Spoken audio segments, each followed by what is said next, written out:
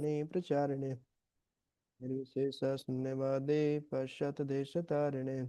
जय श्री कृष्ण चैतन्य प्रभु नित्यानंद श्री अद्वैत गदाधर श्रीवासादि गौर भक्तवृंद। हरे कृष्णा कृष्णा कृष्णा हरे हरे, हरे राम राम राम हरे हरे। हरे कृष्ण। तो अपन पढ़ रहे थे श्रीमद् भागवतम प्रथम स्कंद 18वां अध्याय और 33 नंबर श्लोक तक हो गया था। तो 34 नंबर श्लोक से पढ़ते हैं। यस सूरज।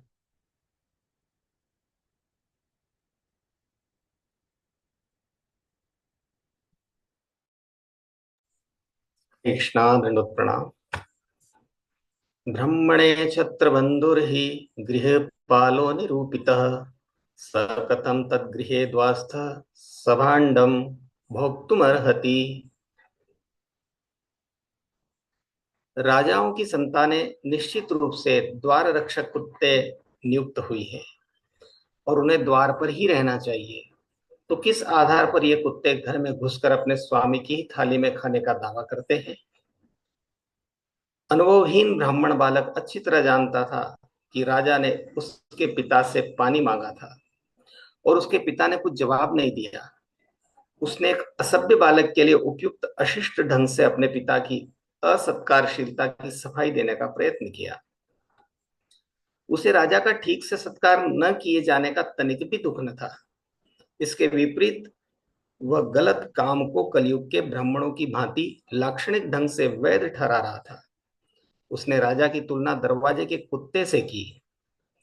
अतएव राजा के लिए ब्राह्मण के घर में घुसकर उसी पात्र से जल मांगना अनुचित था। कुत्ते को स्वामी ही पालता है, लेकिन इसका यह अर्थ नहीं होता कि वह स्वामी की ही थाली में खाएगा और पिएगा। ये झूठी प्रतिष्ठा की मानसिकता ही पूर्ण सामाजिक व्यवस्था के पतन का कारण है। और हम यह देख सकते हैं कि इसका सूत्रपात एक अनुभव शून्य बालक ब्राह्मण ने किया था। जिस प्रकार कुत्तों को कमरे तथा चूल्हे चौके में नहीं घुसने दिया जाता, भले स्वामी ने ही कुत्ता पाल रखा हो, उसी प्रकार संगी के अनुसार राजा को कोई अधिकार नहीं था कि वह श्रमिक ऋषि के घर में घुसता। बालक के मत से राजा ही गलती पर था, उसका अपना पिता नहीं। और इस तरह उसने अपने शांत रहने वाले पिता को न्यायपूर्ण ठहराया। हरे कृष्णा। हम्म, हरे कृष्णा। तो बहुत ही इंटरेस्टिंग है। सामान्यतः जब दो लोगों में झगड़ा होता है, लड़ाई होती है, तो इसी प्रकार के कटु शब्दों का प्रयोग किए जाते हैं। कुत्ता है तुम, गधा है, गधे की तरह हो, मतलब गधे हो बोले, तो इस प्रकार से बोला जाता है। तो वो भी एक तरीके से ही बोल रहे हैं। और वास्तव में देखा जाए तो जो क्षत्रिय हैं वो ब्राह्मणों के नीचे ही आते हैं। और क्षत्रियों का काम है क्षत त्रायते इति क्षत्रिय, जो ब्राह्मणों की, गौ माता की, स्त्रियों की, बूढ़े हैं, बीमार है, उनकी रक्षा करें, वही क्षत्रिय हैं इस प्रकार से। तो समीक ऋषि के जो पुत्र है श्रृंगी, तो वो परीक्षित महाराज को बोल रहे हैं कि राजाओं के संतानें हो गए तो खुद राजा है, तो मतलब ऐसे थोड़ी ब्राह्मण के ऊपर हो गए, मतलब वो द्वार रक्षक की तरह है, मतलब वहां जो गेट पे जो गार्ड खड़ा रहता है वैसे वैसे है। ये कुत्ते की तरह है, वो कुत्ते की तरह उसको नियुक्त किया गया है रक्षा करने के लिए। और द्वार पर ही रहना चाहिए, अपनी स्थिति भूलना नहीं चाहिए कभी। हमारी औकात क्या है बोले, आपकी स्थिति क्या है, आपकी पोजीशन क्या है, वो कभी भूलना नहीं। गार्ड का काम है गेट पर खड़े रहना, चौकीदारी करना तो चौकीदारी करो बस। हाँ? तो किस आधार पे ये कुत्ता अंदर घुस गया, ये परीक्षित नामक कुत्ता, किस इसने अधिकार अधिकार किसने दिया इसको कि अंदर घुस जाएगा ये? अपने स्वामी की ही थाली में खाने का दावा करता है बोले। तो बोले जो समीक ऋषि थे वो एक तरीके से स्वामी है, उनके ब्राह्मण है, वो उनके ऊपर है। तो ये उन्हीं की थाली में खाने का दावा क्यों कर रहे हैं? तो इस प्रकार से सोच रहे हैं, देखिए। तो इसलिए प्रभुपाद जी बता रहे हैं, यही है, यहीं से ये अनुभवहीन ब्राह्मण इस प्रकार की बातें बोल रहे हैं। उसी से ब्राह्मण का पतन होना शुरू शुरू हुआ। और कलयुग में ऐसे ही देखा जाता है? छोटी छोटी बातों में फिर हम तो ब्राह्मण है जी, और गुण कर्म तो कैसे है, गुटखा खा रहे हैं फिर भी बोले हम ब्राह्मण है भी, तुम ऐसे कैसे कर सकते हो? है? तो इस प्रकार से ये कल ब्राह्मणों का पतन होना इस प्रकार से शुरू हुआ। ये श्रृंगी के बाद से ही शुरू हुआ इस प्रकार से। दूसरा पक्ष नहीं देखा उन्होंने कि भाई उनको पानी मांगा, कुछ ऐसा हुआ तो राजा का भी अपमान हुआ। तो दूसरा पक्ष के बारे में हम नहीं देखते हैं। मतलब दोनों ही गलत है, एक तरीके से देखे तो दोनों ही तरफ से कुछ ना कुछ लूप होल है। जैसे अ, 6 लिखा रहता है, ऐसे 6 लिखा हुआ है, तो एक साइड से देखेंगे तो 6 दिखेगा, दूसरी साइड से कोई व्यक्ति देखेगा तो 9 देखेगा। तो इस प्रकार से मिसअंडरस्टैंडिंग हो सकती है, मतभेद हो सकते हैं, असमंजस हो सकता है, कम्युनिकेशन गैप हो सकता है कि वो क्या बोलना चाह रहे थे वो कुछ और समझ लिए। इस प्रकार से बहुत बार हो जाते हैं झगड़ा। सामान्यतः दो ही चीजों के कारण होता है, जैसे भक्तों में भी होते हैं झगड़े बहुत। तो क्यों हो जाते हैं कि जैसे मान लीजिए किचन का ही उदाहरण दूं मैं। किचन में किसी को प्रसाद लेना है, कोई ग्रुप आया 50 लोगों का। अब पहले से काउंट बताएंगे नहीं, अब पहले से सूचना देंगे नहीं, फिर एकदम से हमको प्रसाद चाहिए, प्रसाद क्यों नहीं मिला मंदिर में आने के बाद भी, बताना तो चाहिए। तो कम्युनिकेशन गैप हो गया। तो कम्युनिकेशन करना था, जो बताना था वो हुआ नहीं। दूसरा होता है मिसअंडरस्टैंडिंग, उन्होंने कुछ और बताया, अपना मेन्यू बताया, ये अलग बताया और समझ गया मैं कुछ और, तो बना कुछ और दिया है। तो इस प्रकार से ये हर जगह होता है, परिवार में हो, घर में जो रहते हैं, ये कोई कंपनी में काम करते हैं, तो इस प्रकार से ये दो चीजें हैं, इसमें आध्यात्मिकता से कोई लेने देना नहीं है, मैनेजमेंट है मतलब व्यवस्था, जो वर्मा जी कहते हैं ना, मैनेजमेंट चलाते हैं। तो भक्त बहुत अच्छा है, भक्ति भाव बहुत अच्छा है, लेकिन ये ऐसे प्रॉपर कम्युनिकेशन नहीं करेगा, कम्युनिकेशन गैप हो जाएगा, मिसअंडरस्टैंडिंग हो जाएगी, तो फिर झगड़ा होना स्वाभाविक है। तो इस प्रकार से वो समझे नहीं और अपना वर्चस्व दिखा रहे हैं, जानते नहीं हम कौन है, हमारा पावर। ब्राह्मण एक कर्ष से, एक शाप देने से ही क्षत्रिय का पूरा विनाश कर सकता है। क्या तलवार लेके क्या लड़ाई करोगे, मुंह से एक शब्द निकला, कमंडल उसे पानी निकाला और खत्म। इसी कारण अच्छा है कलयुग के ब्राह्मणों का कोई सांप लगता नहीं है। सांप लगे तो सबको ही खत्म कर दे वो, हैं? तो इस प्रकार से यहाँ से पतन हुआ, जो समाज के जो हेड है ब्राह्मण, तो उनका इस प्रकार से पतन होना शुरू हुआ। तो ये झूठी प्रतिष्ठा की मानसिकता ही है, यही सामाजिक व्यवस्था के पतन का कारण है। और इसकी शुरुआत इस प्रकार से हुई।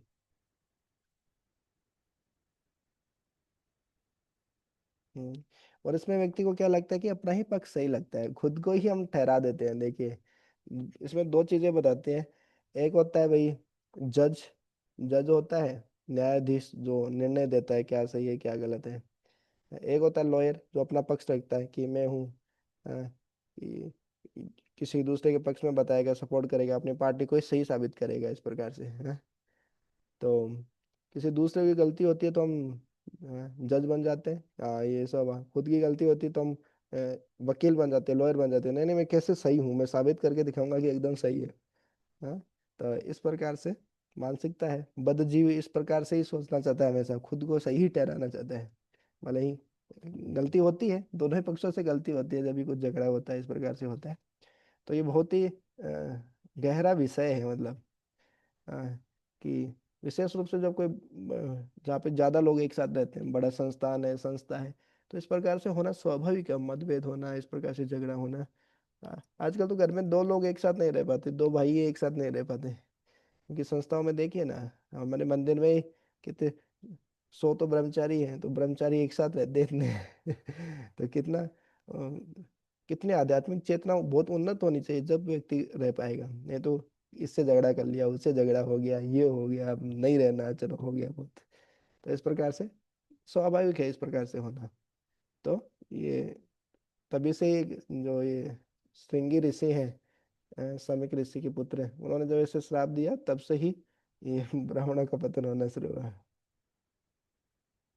ठीक है ब्रो जी, आगे पढ़े, कुछ ऐड करना तो कर सकते हैं। प्रभु जी, जैसे राजा परीक्षित महाराज ने अकस्मात ऐसा क्यों कृत्य किया होगा कि उन्होंने एक मृत सांप को ऋषि शमी के गले में डाल दिया। ऊपर जैसे आया ना कि भगवत इच्छा, प्रभुपाद जी बार बार तात्पर्य में बता रहे हैं कि सामान्यतः वो भी ऐसा नहीं कर सकते, क्योंकि हरे वो बहुत। कृष्णा प्रभु जी, दंडवत प्रणाम। बताइए ब्रो जी। दास बताने का थोड़ा सा प्रयास करता है। हम्म। आता तो कुछ भी नहीं है कि दास दास का काम तो कुछ साफ सफाई करने का, लेकिन मैं बीच बीच में आपको व्यवधान डाल देता हूँ। उसके लिए क्षमा प्रार्थी हूँ। जब भीमसेन ने जरासंध का वध किया, जरासंध को मारा, तो जरासंध के सिर पर जो मुकुट था वो पहला अत्याचार करता था जरासंध, और वो पाप की कमाई हुआ का धन था उसके पास में। तो मुकुट जब उसको मारा उसको, तो फिर ये इनके पास में आ गया ये मुकुट उसका वध करने के बाद में, तो वो खजाने में पड़ा था।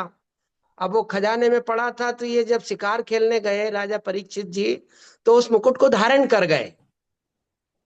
तो वो मुकुट जो पाप की कमाई हुआ का धन था वो, और वो सोने में भी वास कलयुग का बताया था।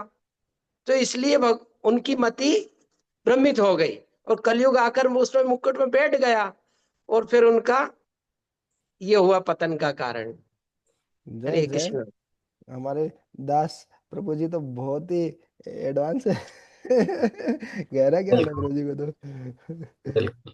तो भक्ति में तो मतलब दास होना ही मतलब व्यक्ति का, जैसे भौतिक जगत में कोई दास मतलब नौकर की बहुत नीची पदवी है, आध्यात्मिक जगत में तो यही, जितना व्यक्ति नीचा होता है उतना ही ऊपर जाता है, भगवान को उतना ही प्रिय होता है। तो ये मनोभाव, तो ये तो मेरे को पहले ही पता चला, मतलब हाँ मेरे को पता था कि सोने में, जैसे अभी ऊपर भी आया था, सोने में भी कलयुग का वास है इस प्रकार से, लेकिन जरासंध वाला ये पता नहीं था, जरासंध वाला वो लिया।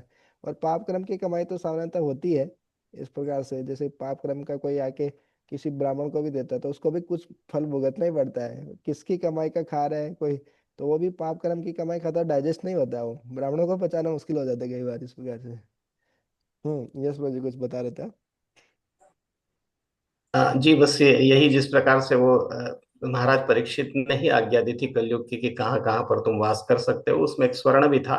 और स्वर्ण मुकुट होने की वजह से जो राजा के स्वयं के शीश पर था, और सबसे बड़ी बात थी कि भगवत इच्छा, हम्म क्योंकि स्वर्ण मुकुट तो पहले भी था राजन के शीश पर, और हम्म, भगवत इच्छा से कलयुग का भी उसमें वास था स्वर्ण में। और इस प्रकार से जो राजा की मति जो इस प्रकार से भ्रमित हुई, और उन्होंने और ये कुल मिलाकर के जो है सभी रचना प्रभु की रची हुई जी थी। हरे कृष्ण।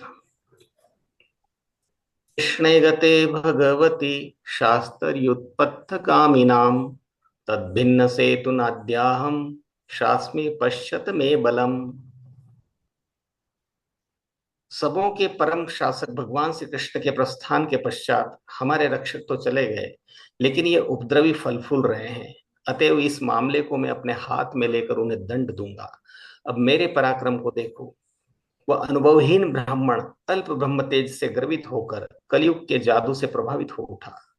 महाराज परीक्षित ने कलयुग को 4 स्थानों में रहने की छूट दे दी थी, जैसा कि पहले कहा जा चुका है। किंतु राजा के अत्यंत दक्ष शासन में कली को इन नियत स्थानों में कहीं भी रहने को स्थान न मिल पाया। अतएव कलयुग अपनी सत्ता जताने की ताक में था, और भगवान की कृपा से उसे इस गर्वित अनुभवहीन ब्राह्मण बालक के रूप में छिद्र मिल ही गया। ये छोटा सा ब्राह्मण विनाश के लिए अपना तेज दिखाना चाह रहा था, और उसने महाराज परीक्षित जैसे महान राजा को दंड देने की धृष्टता की। वह भगवान कृष्ण के प्रयाण के बाद उनका स्थान ग्रहण करना चाह रहा था। ये उन उपद्रवियों के कुछ महत्वपूर्ण लक्षण हैं, जो कली के प्रभाव से श्री कृष्ण का स्थान लेना चाहते हैं। थोड़ी सी शक्ति से संपन्न होकर एक उपद्रवी भगवान का अवतार बनना चाहता है। इस संसार से भगवान कृष्ण के प्रयाण के बाद कई मिथ्या अवतार हुए हैं, और वे भोली भाली जनता की आध्यात्मिक आज्ञाकारिता का स्वीकार करके अपनी झूठी प्रतिष्ठा बनाए रखने के लिए जनता को गुमराह कर रहे हैं। दूसरे शब्दों में कलि को इस ब्राह्मण पुत्र श्रृंगी के माध्यम से अपना शासन जताने का अवसर प्राप्त हो सका। हरे कृष्ण। हरे कृष्णा। तो वही बताया इसमें भी कि किस प्रकार से श्रृंगी के माध्यम से कलयुग किस प्रकार से प्रवेश किया, और जो अंत अंत में प्रभुपाद जी बहुत अच्छा बता दे हैं कि किस प्रकार से जो कलयुग है भगवान कृष्ण जाने के बाद भगवान का स्थान लेना चाह रहे हैं। तो यही मानसिकता क्या होती है आज, प्रभुपाद जी बता रहे हैं कि भगवान श्री कृष्ण के धराधाम से जाने के बाद बहुत अवतार हुए हैं। ये भगवान वो भगवान, देखो वही बोलता है मैं भगवान है। तो प्रभुपाद जी तो बोलते थे सीधा सीधा कि जो ऐसे दावा करता है कि मैं भगवान हूँ, तो वो G-O-D नहीं है, वो DOG है। और बोले भगवान है तो आप, है ना, अपनी इस अंगुली पे गोवर्धन उठा के दिखाइए, गोवर्धन तो क्या ही, थोड़ा पत्थर उठा के दिखाइए थोड़ी देर के लिए अपने। भगवान ने आग को पी लिया था, थोड़ा आग को पी के थोड़ा मुंह में अंगारे ठूस दीजिए बोले उसके, हैं। अपने नेचुरल कॉल्स जो होती है यूरिन स्टूल पास करना है, उसको रोक के दिखाइए। जब उसको आए, एक प्रभुपाद जी के पास में आया था ऐसा ही भगवान, कि मैं ही तो भगवान हूँ, मैं ही तो कृष्ण, मैं ही तो राम। तो प्रभुपाद जी ने अच्छे से प्रसाद वसाद खिलाया, बहुत अच्छे से खिला दिया, ज्यादा ही। तो पेट पूरा भर गया। कुछ समय बाद उनको जाना था नेचुरल कॉल्स के लिए। प्रभुपाद जी बोले, नहीं नहीं नहीं नहीं, आप तो भगवान है ना, आप तो कंट्रोल कर लीजिए। तो कुछ देर तो बोला, फिर फिर वो बोला कि नहीं नहीं नहीं, मैं कोई भगवान नहीं, जाने दो मेरे को, जाने दो, इस प्रकार से। ऐसे एक और भगवान कृपा जी से मिलने आते हैं, तो उनको दांतों में दर्द हो रहा था। तो बोले, कैसे भगवान दांतों में दर्द हो रहा है? बोले, भगवान तो सब सही कर सकते हैं, कर लीजिए अपना। तो इस प्रकार से कलयुग में देखें वही, ये जो मायावाद थ्योरी है, अद्वैत जो सिद्धांत है शंकराचार्य ने दिया है, उसका गलत उपयोग करके उनको लगता है आत्मा ही तो परमात्मा है, भौतिक चेतना से मुक्त हुए तो हम भगवान ही बन जाएंगे, इस प्रकार से। तो इस प्रकार से बहुत ही एक गलत विचारधारा है कि किस प्रकार से जीव भगवान बन जाते हैं, और खुद को भगवान की थोड़ी लोकप्रियता के लिए जब मान सम्मान मिलने लग जाता है, तो वो सोचता है कि अब तो हम ही भगवान बन जाते हैं, उससे और हमारा मान सम्मान बढ़ जाएगा, लोकप्रियता बढ़ जाएगी, लोग दान दक्षिणा देंगे, इस प्रकार से। तो झूठे मान प्रतिष्ठा के चक्कर में अपने भगवान को प्राप्त करने के लिए निकले थे, खुद ही भगवान बन के बैठ जाते हैं, पूरा अपना सर्वनाश कर लेते हैं, इस प्रकार से। तो इस ऐसा जब भी पॉइंट आता है तो प्रभा जी कहीं ना कहीं ये बता ही देते हैं। और देखते भी हम, बहुत सारी संस्थाएं हैं इस प्रकार से, उसमें कोई किसी को भी भगवान बना देते हैं, इस प्रकार से।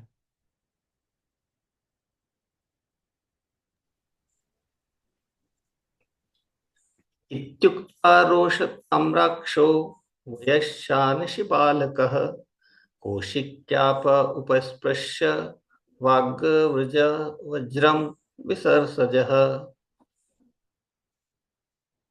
क्रोध से लाल लाल आंखें किए अपने संगियों से कहकर उस ऋषि पुत्र ने कौशिक नदी के जल का स्पर्श किया और निम्नलिखित शब्द रूपी वज्र छोड़ा। जैसा कि श्लोक से इस प्रकट होता है कि जिन परिस्थितियों में महाराज परीक्षित को शाप दिया गया वे अत्यंत बचकानी थी। श्रृंगी अपने अबोध संगियों के बीच अपना अविवेक दिखा रहा था। कोई भी समझदार व्यक्ति उसे सारे मानव समाज के प्रति इतनी भारी क्षति करने से रोक लेता, किंतु उस अनुभवहीन ब्राह्मण पुत्र ने अपनी अर्जित ब्रह्म शक्ति का दिखावा करने के उद्देश्य से महाराज परीक्षित जैसे राजा का वध करके बहुत बड़ी भूल की। हरे कृष्ण। इति लंघित मर्यादम तक्षक सप्तमे हनि दक्षति स्म कुलांगार चोदितो में ततद्रुहम। उस ब्राह्मण पुत्र ने राजा को इस प्रकार शाप दिया, आज से 7वें दिन अपने वंश के इस सर्वाधिक नीच महाराज परीक्षित को तक्षक सर्प डस लेगा, क्योंकि इसने मेरे पिता को अपमानित करके शिष्टाचार के नियमों को तोड़ा है। इस प्रकार ब्राह्मण शक्ति का दुरुपयोग करना आरंभ हो गया और धीरे धीरे कलयुग में सारे ब्राह्मण अपने ब्रह्म तेज तथा संस्कृति दोनों से विहीन हो गए। ब्राह्मण बालक ने महाराज परीक्षित को कुलांगार अर्थात वंश का निकृष्ट व्यक्ति समझा, लेकिन वास्तव में ब्राह्मण बालक ही स्वयं ऐसा था, क्योंकि उसी के कारण ब्राह्मण जाति उसी तरह तेज रहित हो गई जिस तरह विषदंत तोड़ा गया सर्प। जब तक सांप के विषदंत होते हैं तब तक वह भयावह होता है, अन्यथा वह सिर्फ बालकों के लिए भयावना होता है। कली ने सर्वप्रथम ब्राह्मण बालक को और धीरे धीरे अन्य जातियों को जीत लिया। इस प्रकार इस युग में समाज की सारी वैज्ञानिक व्यवस्था ने दूषित जाति प्रथा का रूप धारण कर लिया, जो ऐसी दूसरी जाति के लोगों द्वारा उन्मूलन की जा रही है, जो कलयुग के वश में है। मनुष्य को चाहिए कि वह दूषण के मूल कारण को देखे और इस व्यवस्था के वैज्ञानिक महत्व को जाने बिना उसकी अवमानना करने का प्रयास न करे। हरे कृष्ण। हम्म। तो किस प्रकार से इतना बड़ा साथ दे दिया छोटी सी गलती के लिए? कई बार हम भी होते हैं, जैसे बचपन में मैं सुना था, म- मेरी माता जी बता रही थी, मम्मी बता रही थी, इस प्रकार से कि किस प्रकार से गुस्से में आके किस प्रकार से व्यक्ति कितना बड़ा काम कर देता है, गलत काम कर देता है, इस प्रकार से कि एक व्यक्ति ने ऊंट बेचा। ऊंट बेचने के पहले के जमाने में ऊंट वगैरह इस प्रकार से जानवरों को पशुपालन करना ही मेन व्यवसाय होता था लोगों का। तो खेती करना, पशुपालन करना एक दूसरे के पूरक हैं। तो इस प्रकार से जब ऊँट बेच के आए तो बहुत सारा पैसा था उसके हाथ में। तो चूल्हे पे रोटी बनाया करते थे, चूल्हे पे खाना वगैरह पकाना ये सब हुआ करता था पहले। अभी भी होता है गांव में कुछ कुछ जगह। तो वो पास में, चूल्हे के पास में बैठ के इस प्रकार से, अब छोटे से बच्चे के हाथ में वो, उसने पैसा लिया, छोटा बच्चा आया उनका, उसने पैसे लिए। और उसको बहुत अच्छा लगा, ये आग है, ये कागज है, चून डालो, आ, आग में डालो, स्वाहा, तो यज्ञ हो जाएगा। तो उन्होंने डाल दिया छोटे से बच्चे ने। और बहुत बड़ी कमाई का, उसके लिए तो वही सब कुछ था ऊँट, वो इतना पैसा, कोई जरूरत, बहुत जरूरतमंदी थी, इसलिए उन्होंने बेचा ऊँट को, और पैसा पूरा का पूरा फेंक दिया। इतना गुस्सा आया पिताजी को, और बेटे को मारे, 5 7 मारे, बहुत अच्छे से मारे, छोटा सा बच्चा, उसको इतने जोर जोर से मार दिए। अब वो बच्चा भी थोड़ी देर में हरी बोल हो गया, वो भी राम नाम सत्य है, मर गया। अब तो गुस्से में क्या, ये पहले तो पैसा गया और फिर वो बच्चा भी चला गया। हम्म। तो ऐसा ही होता है गुस्से में। यहाँ पे भी थोड़ी सी बात के लिए, इतना कुछ ज्यादा कुछ नहीं था, लेकिन इतना, इतना भी थोड़ा ना दंड देना चाहिए। दंड देना चाहिए, लेकिन जोश, जोश के साथ साथ में होश भी होना चाहिए, मतलब कितना देना है। इसलिए रजोगुण जब हावी हो जाता है, सत्वगुण बिल्कुल नहीं है, तो फिर वो गलती निर्णय लेता है व्यक्ति। तो सत्वगुण होना भी जरूरी है इस प्रकार से। तो थोड़ी सी बात के लिए इस प्रकार से दे दिया। तो ऐसा सांप बहुत खतरनाक है जिसमें जहर है, ये जहर नहीं है तो फिर कोई दिक्कत नहीं है। तो इस प्रकार से कलयुग में ये हथियार बना रहे हैं, ये एटम बम, ये बम, वो बम। जैसे जापान में एक जगह ही छोड़ा, हिरोशिमा नागासाकी, तो अभी तक उसका परिणाम वो भुगत रहे हैं हम लोग। तो इस प्रकार से पता नहीं किस लिए बना रहे हैं वैज्ञानिक, लेकिन जब छूटेगा इस प्रकार से होगा तो सब कुछ तहस नहस हो जाएगा इस प्रकार से। तो ये अनकंट्रोल्ड जो चीजें हैं, इनको, इस प्रकार की चीजें, किसी, कोई किसी का दिमाग, किसका कुछ ऐसा हुआ, तो बहुत उसका परिणाम सबको भुगतना पड़ता है इस प्रकार से। तो इस प्रकार से ये जो शक्ति है, शक्ति भी बहुत, हर कोई नहीं उसको सहन कर पाता है, उसको रख सकता है। जैसे अष्ट अष्ट सिद्धि नवनिधि के जाता है। तो इस प्रकार से जब सिद्धियां मिल जाती हैं लोगों को, योगियों को, तो सहन नहीं कर पाते हैं उन सिद्धियों को, दुरुपयोग करने लग जाते हैं, उनका पतन हो जाता है। इस कारण सिद्धि विद्धि के चक्कर में ज्यादा पड़ना नहीं चाहिए, चमत्कार करना है, ये करना है, भगवत भक्ति के लिए प्रयास करना चाहिए, वही सबसे बड़ा चमत्कार है। प्रभुपाद जी से पूछा कि आप, आपने क्या किया। अलग अलग लोग आते हैं, मुंह से राख निकालते हैं, सोना निकालते हैं, बहुत कुछ करते हैं, चमत्कार करते हैं, आपका चमत्कार क्या है, चमत्कार करके दिखाओ, कुछ दम है तो। बोले देख रहे हो इतने सारे लोग पूरे हेड सेव करके बैठे थे अंग्रेज लोग, इनका हार्ट ट्रांसफॉर्म कर दिया मैंने, इससे बड़ा चमत्कार कुछ नहीं हो सकता है। वो ऐसे चमत्कार से निकालेंगे पैसे, उनको थोड़ी उस पैसे को थोड़ी यूज कर सकते, वो तो खाली थोड़े समय के लिए है। बोले कि हृदय बदल दिया, किसी की चेतना बदल देना, किसी के माइंड में कितना कचरा भरा हो, एकदम गंदगी भरी हो, एकदम उल्टे पुल्टे विचार हो, गंदा ही करना चाहो, वो पाप ही कर्म करता है, उसके विचार बदल देना, उसकी चेतना बदल देना, भगवान में उसकी मति लगा देना, इससे बड़ा चमत्कार क्या हो सकता है? तो इस प्रकार से प्रभुपाद जी जवाब दिए। तो सब लोग ताली बजाने लग गए वहां पे। तो इस प्रकार से यही सबसे बड़ा चमत्कार है, किसी की चेतना को ही बदल देना, उसके घुसने का मतलब, जो व्यक्ति पाप कर्म करना चाह रहा था, बहुत कुछ करना चाह रहा था उल्टा सीधा, तो वो सब कुछ छोड़ के भगवान की भक्ति में लग जाए, सेवा भावी में ही लग जाए। कितनी बड़ी बात है, मतलब किसी की इस प्रकार से चेतना चेंज कर देना। तो ये प्रभुपाद जी ने करके दिखाया। तो इस प्रकार से जब क्रोध में आते हैं, रजोगुण में रहते हैं, तो इसी प्रकार से व्यक्ति का इस निर्णय लेता है वो, इस प्रकार से कोई निर्णय लेता है जिससे फिर उसका परिणाम उसको, उसकी सजा उसको भुगतनी पड़ती है लंबे समय तक। तो इस प्रकार से जो श्रृंगी थे, उन्होंने सीधा साफ ही दे दिया, 7 दिन में मौत हो जाएगी, वो भी किनको, परीक्षित जैसे, परीक्षित महाराज जैसे भगवान के महान भक्त को, इस प्रकार से।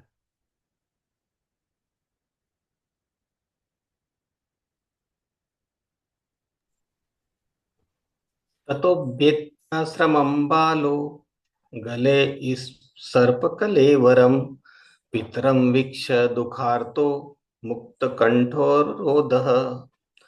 तत्पश्चात जब वह बालक आश्रम को लौट आया तो उसने अपने पिता के गले में सर्प देखा और उद्विग्नता के कारण उद्विग्नता के कारण वह जोर से चिल्ला पड़ा। वह बालक प्रसन्न तो नहीं हुआ था, क्योंकि उसने बहुत बड़ी भूल की थी और वह रो कर मन को हल्का करना चाह रहा था। अतः आश्रम में प्रवेश करके जब उसने अपने पिता की दशा देखी तो वह जोर से चिल्लाया, जिससे उसे राहत मिल सके। लेकिन बहुत देर हो चुकी थी। पिता ने पूरी घटना पर खेद खेद प्रकट किया। सवा आंगीरसो ब्रह्मन् श्रुत्वा सुतविलापनम् उन्मील्य शनके नेत्रे दृष्ट्वा चांसे मृतोरगम।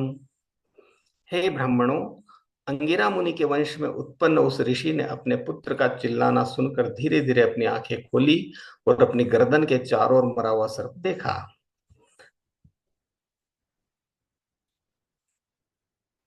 विसृजतं च प्रपृच्छ वत्स कस्मादिरोदिषि केन वा ते प्रकृतमित्युक्तः मित्युक्त संवेदयत्।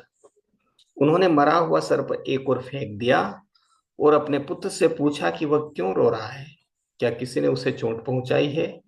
यह सुनकर बालक ने जो कुछ घटना घटी थी उसे कह सुनाया। पिता ने गले में पड़े हुए सर्प को अधिक गंभीरता से नहीं लिया, उन्होंने उसे फेंक दिया। वास्तव में महाराज परीक्षित से कोई बहुत बड़ी भूल नहीं हुई थी, लेकिन मूर्ख पुत्र ने उसे गंभीरता से लिया और कली के वश में होने से उसने राजा को शाप दे दिया। इस तरह उसने एक सुखद इतिहास के अध्याय का अंत कर दिया। हरे कृष्ण। निशम्य सप्त मतदर्हम नरेन्द्रम स ब्राह्मणो नात्मज मध्य नंदत अहो बताहो महदद्य ते कृत मल्पीयसीद्रो उरुर्दमो घृत घृतः। पिता ने अपने पुत्र से सुना कि राजा को शाप दिया गया है। यद्यपि उसे इस तरह दंडित नहीं किया जाना था, क्योंकि वह समस्त मनुष्यों में श्रेष्ठ था। ऋषि ने अपने पुत्र को शाबाशी नहीं दी, अपितु उल्टे वे यह कहकर पछताने लगे, हाय, मेरे पुत्र ने कितना बड़ा पाप कर्म कर लिया। उसने एक तुच्छ अपराध के लिए इतना भारी दंड दे दिया है।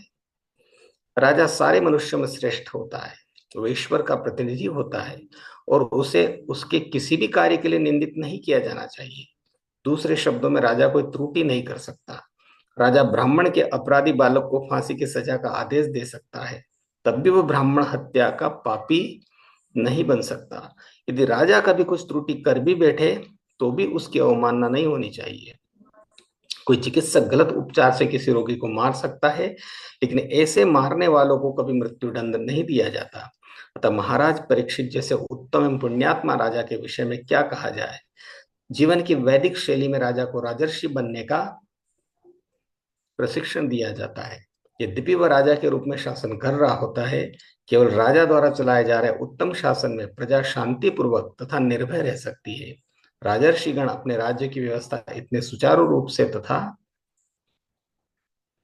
पवित्रता से करते थे कि प्रजा उनका वैसा ही आदर करती थी मानो वे भगवान हो। यही वेदों का आदेश है। राजा को नरेंद्र या मनुष्यों में सर्वश्रेष्ठ कहा जाता है, तो फिर महाराज परीक्षित जैसे राजा को किस तरह एक अनुभवहीन गर्व से फूला ब्राह्मण बालक अपमानित कर सकता था, भले उसे योग्य ब्राह्मण का तेज क्यों न प्राप्त हो चुका हो। चूंकि शमीक ऋषि एक अनुभवी श्रेष्ठ ब्राह्मण थे, अतः उन्होंने अपने इस अधम पुत्र के कार्यों का समर्थन नहीं किया, अपितु अपने पुत्र के किए हुए पर वे पश्चाताप करने लगे। सामान्य नियम के अनुसार राजा शाप की सीमा से परे होता है, तो फिर महाराज परे होता है तो फिर महाराज परीक्षित जैसे उत्तम राजा के विषय में क्या कहा जाए। राजा का अपराध अत्यंत नगण्य था और उसे मृत्युदंड देना सचमुच ही श्रृंगी के लिए बहुत बड़ा पाप था। इसलिए शमीक ऋषि को पूरी घटना पर पश्चाताप किया। शमीक ऋषि ने पूरी घटना पर पश्चाताप किया। हरे कृष्ण। हरे कृष्ण। तो वास्तव में कई बार अ, हमको लगता है कि इनका बहुत अपमान कर दिया, इनको ये हो गया, इनके साथ वो हो गया। उस व्यक्ति को कुछ लगता ही नहीं कि नहीं, कि ठीक ही था, ज्यादा कुछ नहीं हुआ इस प्रकार से। तो कई बार हम ज्यादा भावावेश में आके इस प्रकार से निर्णय लेते हैं कि ऐसा नहीं करना चाहिए, वो नहीं होना चाहिए, ये नहीं होना चाहिए। लेकिन हमारा अधिकार क्षेत्र भी देखना चाहिए, हमारा अधिकार क्या है, हम किसको बोल रहे हैं, क्या बात बोल रहे हैं। हमसे वरिष्ठ है, कोई बहुत बड़े भक्त तो नहीं है, इस प्रकार से तो नहीं है, उन्होंने क्या क्या सोच के वो काम किया है, कुछ अलग प्रयोजन तो नहीं है इस प्रकार से, देव इच्छावश या कोई अन्य किसी कारण से तो नहीं किया इस प्रकार से। तो तुरंत जंपिंग टू द कंक्लूजन बोलते हैं अंग्रेजी में, कि सीधा ही निष्कर्ष पे नहीं पहुंच जाना चाहिए। ऐसे बहुत बार हुआ है और होता है। कई बार एकदम से व्यक्ति कोई भी चीज देखता है तो उसको तुरंत कंक्लूजन पे पहुंच जाता है, अरे उसने किया है ये काम, उसने ही किया होगा उसने, मैं अभी बताता हूँ उसको। पहले थोड़ा सोच विचार करके देखना चाहिए कौन किया है, वही किया है कि नहीं किया है। संभावना हमको लगी कि हाँ ठीक है उसने ही किया होगा, वही करता है इस प्रकार से गड़बड़, लेकिन जरूरी नहीं कि वही किया है, और भी कारण हो सकते हैं, और भी कोई चीजें हो सकती है। खासतौर से जो मैनेजमेंट में होते हैं, व्यवस्था इस प्रकार से देखते हैं, तो कई बार क्या होता है कि सीधे कंक्लूजन पे पहुंच जाने से क्या दिक्कत हो जाती है, फिर पता चलता है उसकी तो कोई गलती नहीं थी, उसको ऐसे बोल दिया, ये कर दिया, वो कर दिया। हाँ, तो सीधे निष्कर्ष पे नहीं पहुंच जाना चाहिए। तो सीधे वो श्रृंगी है निष्कर्ष पे पहुंच के इतना बड़ा शराब भी दे दिए, इतना पनिशमेंट भी दे दिए। हाँ, क्षत्रिय को दंड देने का अधिकार है। हाँ, ले और ब्राह्मण को भी, क्षत्रिय को भी दंड देने का अधिकार है। लेकिन दंड देने का अधिकार है मतलब इसका मतलब ये भी नहीं कि किसी को कुछ भी दंड देंगे। हाँ, तो ये सब चीजें देखना चाहिए कि हमारा अधिकार क्षेत्र कितना है, कितना दंड दे सकते हैं हम, किसको दंड दे सकते हैं, क्या है नहीं है, नहीं तो परिणाम खुद को भुगतने पड़ते हैं फिर उसके। तो इस प्रकार से वो बड़े दुखी हुए कि राजा को दे दिया। राजा को मतलब अधिकार होता है, नरेंद्र बोला जाता है। तो ब्राह्मण के बच्चा भी कोई गलत काम करे इस प्रकार से, तो ब्राह्मण भी अपना ब्राह्मण का काम नहीं करे तो उसको भी दंड देने का अधिकार है। शूद्र वैसे बाकी तो है ही। तो इस प्रकार से राजा का काम है कि ब्राह्मण है तो ब्राह्मण का काम करे, इस प्रकार से व्यवस्था देखे। तो इस प्रकार से वो उनको कर्मों का फल भी नहीं भुगतना पड़ता है। ऐसा नहीं कि किसी को मार दिया तो कर्मों का फल भुगतना पड़ेगा, नहीं। क्योंकि वो तो सेवा के कारण इस प्रकार से करे, उनकी सेवा ही वो है। कर्मों का फल यमराज जी बाद में देंगे, थोड़ा पहले ही वो राजा ही दे दे उधर तो अच्छा है, ज्यादा ज्यादा भुगतना नहीं पड़ेगा उधर कर्मों का फल फिर। तो इस प्रकार से ये राजा का यहाँ पे उदाहरण दिया था। और फिर जब श्रृंगी को समीक ऋषि को पता चलता तो उन्होंने बोला कि अपराध तो नगण्य नहीं था, वो थोड़ा ही था, और मृत्यु दंड दे दिया बोले आपने। तो इस प्रकार से बहुत बड़ा पाप कर दिया और बहुत पश्चाताप हुआ। ये पश्चाताप होना भी बहुत बड़ी चीज है, ग्लानि होना, दुखी होना। गलत काम करने के बाद कई कई गलत काम कर करके इतना आदी हो जाते हैं कि फिर अच्छा लगता है हमें। तो एक कोई प्रभु जी थे, वो इस्कॉन में ब्रह्मचारी है, तो ब्रह्मचारी बनने से पहले वो घर में मांस वगैरह खाते थे। तो वो मुर्गी मुर्गी गर्दन पकड़ के ऐसे तोड़ने का काम होता था उनको। तो फिर उसको पका के खाना, तो मसाल करते तो वो खाते हो तो पकाते ही काटते ही हैं इस प्रकार से। तो उनको बहुत अच्छा लगता था इस प्रकार से करना। बीच में कुछ ऐसी घटना हुई उनके साथ कि यमदूत उनको दिखे बेचने, और उनको बताया देखो तुम्हारी गर्दन ऐसे तोड़ रहे हैं, हम ऐसे कर रहे हैं उनके साथ। तो बहुत पेन हुआ उनको, अंगुली तो उनके पैरों की अंगुली वगैरह इस प्रकार से बहुत कुछ टूट गया था उसमें बीमारी में। ऐसे। तो उसका पनिशमेंट वहीं दे दिए, बोले अभी तुम भक्तों के संपर्क में आ गए हो, भक्तों की सेवा किए हो, इसलिए छोड़ दे रहे तुमको हम। नहीं तो तुम्हारे नरक में ही अभी, नरक ही पूछना था, नरक की टिकट कंफर्म हो गई थी एकदम बढ़िया। तो तो इस प्रकार से कर्मों का फल जीते जी भी उनको वो अपना पूरा अनुभव बता रहे थे इस प्रकार से। तो जीते जी ही मतलब इस प्रकार से कई को अनुभव मिल जाता है, तो वो भी भक्ति में बहुत पक्के हो गए वो इस प्रकार से। तो कर्मों का फल तो मिलता ही है, अभी नहीं तो बाद में, कभी ना कभी तो भुगतना ही है। तो बहुत सोच समझ के कि हम कर क्या रहे हैं इस प्रकार से, नहीं तो फिर पुनरपि जननम पुनरपि मरणम पुनरपि जननी जठरे शयनम, फिर होना ही है, बार बार जन्म लेंगे, फिर बड़े होंगे, कष्ट होगा, बहुत बीमारी होगी इस प्रकार से। तो ठीक है ब्रो जी, यहीं पे समाप्त करते हैं, 9 बज गए। ग्रंथ राज श्रीमद् भागवतम की जाए, शिला प्रभुपाद की जाए, हमारे श्रीधर प्रभु जी की जाए। वांछा कल्पतरुभ्यश्च कृपा सिन्धुभ्यश्च पतितानां पावनेभ्यो वैष्णवेभ्यो नमो नमः। अनंत कोटि वैष्णव वृंद की जाए, शिल प्रभुपाद की जाए, निताय गौर प्रेमानंदे, हरि हरि बोल।